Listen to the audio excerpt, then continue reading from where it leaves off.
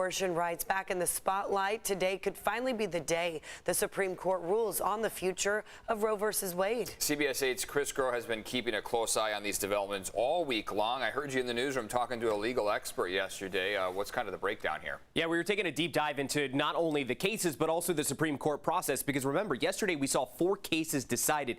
That means that there are 9 decisions remaining in this Supreme Court term. The caseload includes the Dobbs case out of Mississippi, which could lead to the Supreme Court striking down Roe v. Wade if and when and how they decide that. Now, if that happens, states across the country could enact laws that would ban abortion. There are about a dozen states with what are already called trigger laws in place.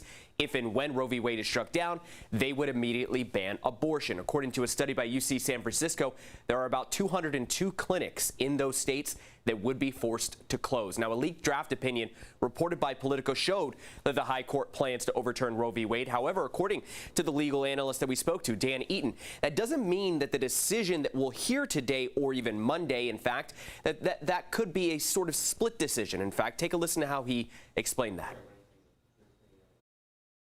So it is possible. One possible way that the Dobbs ruling could come out, which is different from the draft opinion, is that the justices could uphold the Mississippi law essentially prohibiting abortion after 15 weeks, but preserving the right to an abortion, broadly speaking.